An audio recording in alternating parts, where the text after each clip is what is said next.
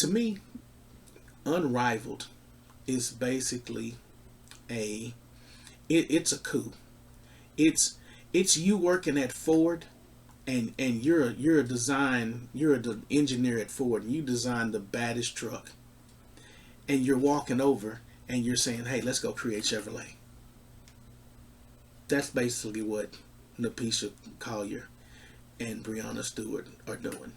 You're you're repping the players in negotiations with Ford, and you're a union rep, and at the same time you're building another company over here to compete with Ford. You're building Chevy while working at Ford. That's what they're doing. That's why, like I said, they don't care about the growth of women's basketball. They don't care about offering opportunities. That all sounds good on a tape, and when you're promoting.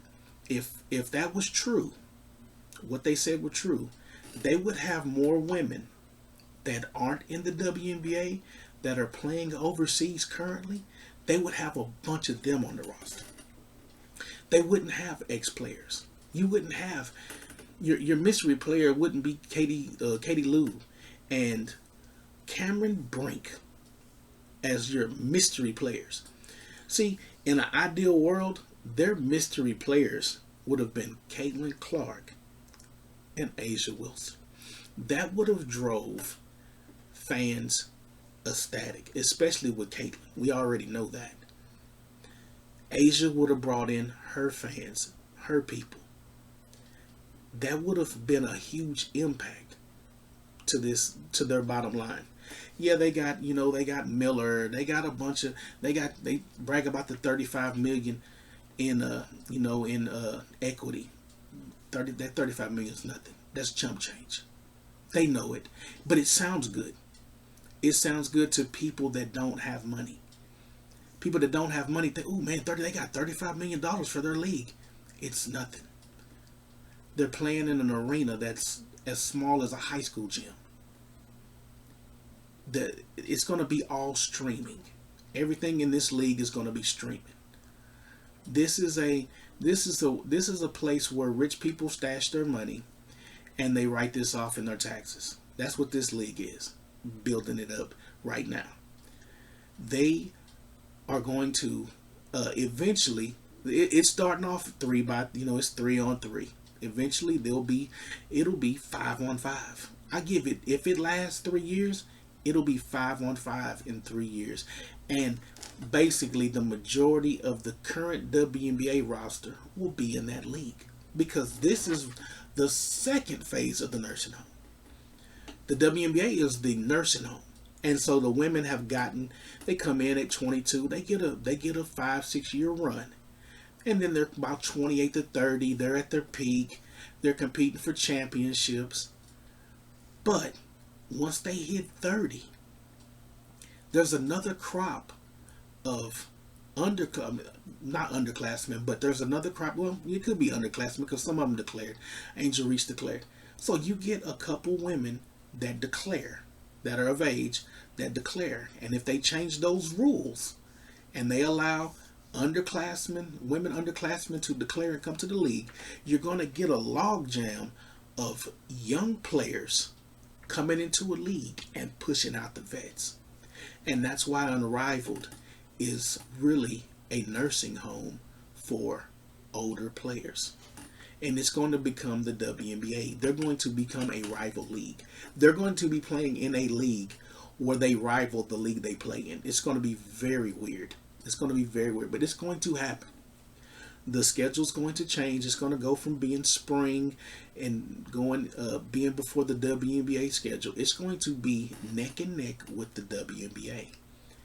And once those ladies get out of their contracts, they're going to only play in Unrivaled, and they're going to try to get some of the current new crop of women that are going to be coming up. The Hannah Hidalgos, the Flau'jae Johnsons. That's the reason why they're giving them all these NIL deals and equity deals now, because they want to rival the WNBA and they want to come and get the top talent.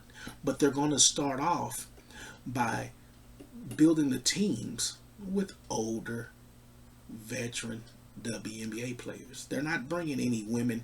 You haven't seen any woman's name that hasn't played in the WNBA in 2 years, and they just said, hey, here, we got her. She used to be a phenomenal player in the WNBA, but she left because the money wasn't good and she's playing in Europe. They haven't got any of those. It's all current WNBA players for the most part.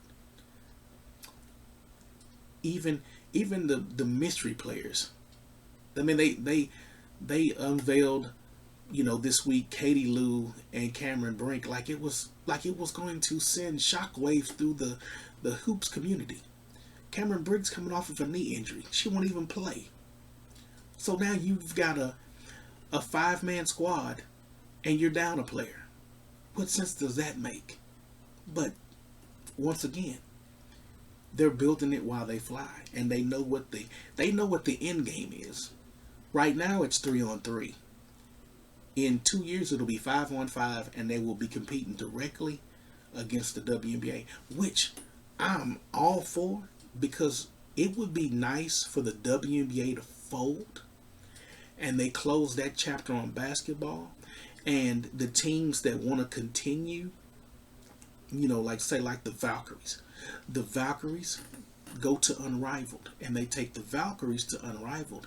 And any franchise that was in the WNBA that wants to continue to hoop, they go to Unrivaled. And that way you get a league that's built by women, and women are running it. And we can just sit back and watch it and say, hey ladies, now you don't got you ain't got the NBA money. No NBA money, no men are holding you down. We're going to see how you thrive as an independent entity that started from the beginning, and we saw how you started. We started out, you had the it was 30 players, and it was all secret. You came up with the names, and then you came up with the coaches and the creative way to pull the teams and the players and do your little draft. And then you came up with some bonus spots because you got some extra money. And you tried to lure Caitlin Clark, and she came out and finally just said no. And after she said no, then you drew and you got this player and this player, and you try to sell it as if it's some big accomplishment, getting Cameron Brink and Katie Lou as a mystery player. But we get it. And that's what's going to end up happening. I hope it happens that way.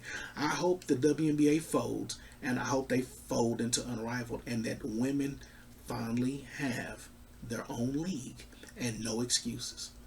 You can't blame a guy for your league not being successful, your league failing. If it's good basketball, we'll all watch it. And we'll all go from the WNBA, we'll go over to Unrivaled, and we'll watch it. If it's successful and it's good basketball, you put a good product, we'll watch it. If it's not a good product, it's on you. And I commend them I hope they are accountable, and they take accountability for the success and the failure. Because there's always failures in business. There's no business that starts off and just hits the ground running and they don't take any hiccups. So there'll be hiccups in Unrivaled. Hopefully it's a success. But it is a rival to the WNBA, and it is secretly a league that is spawned within a league while they're currently existing. Those are my thoughts. New subscribers, thank you for joining. Old subscribers, thank you for continuing to rock with your boy. As always, till next time, peace.